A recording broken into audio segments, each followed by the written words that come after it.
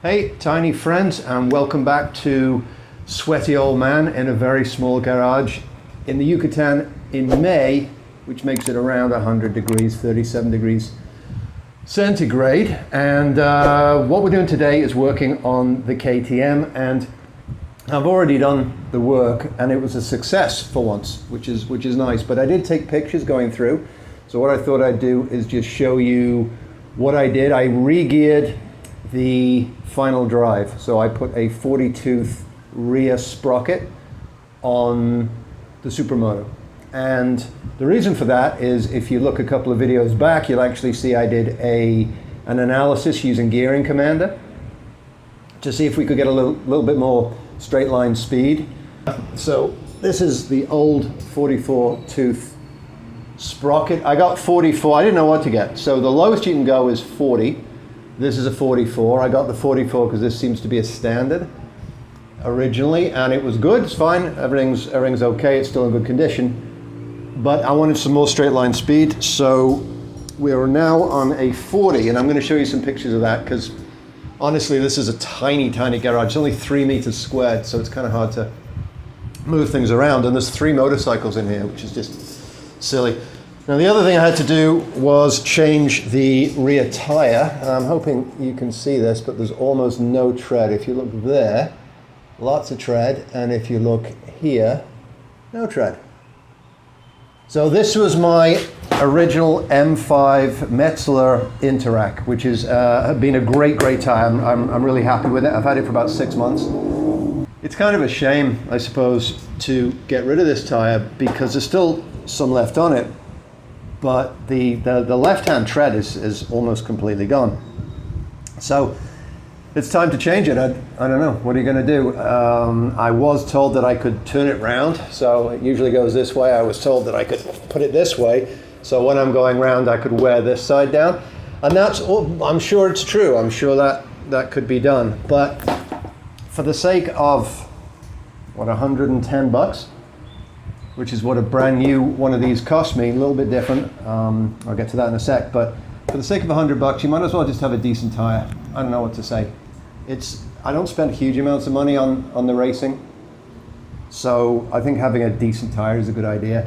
Plus the fact, it gave me the opportunity to try what I really wanted to try, which is an M9RR, which is, from what I can gather, the top end. Look at me, I've got 2 pairs of glasses because I can't see anything.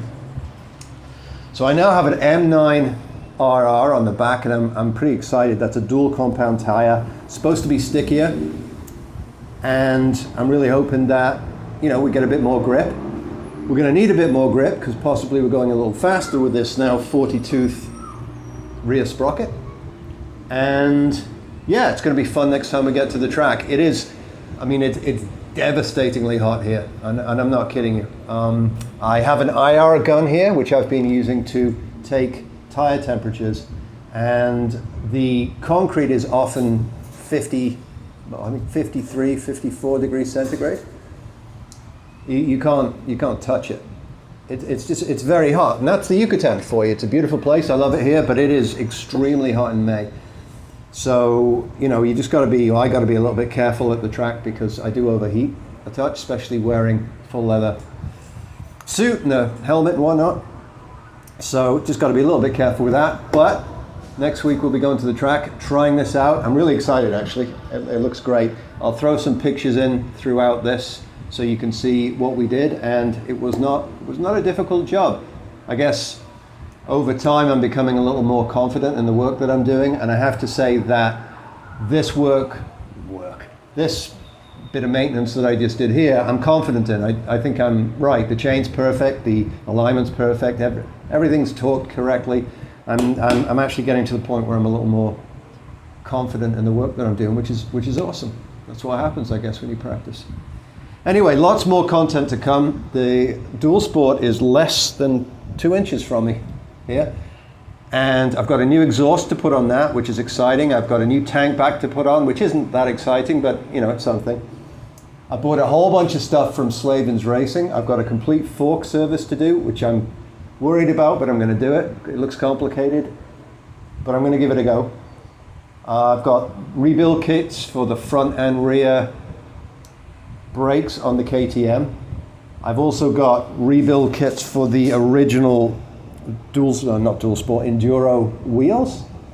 So we're going to get those up and running. So if we want to take this thing off-road again, it's easy to do and we're ready to go. And I've also got to do a complete maintenance on the BMW, including oil. I got to bleed the brakes. That's about it really, but I might play with an ODB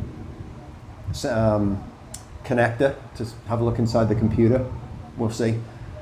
And then of course there's the Carabella, which is sitting there full on, and I haven't done anything with it for ages. So a whole bunch of stuff to do in the garage.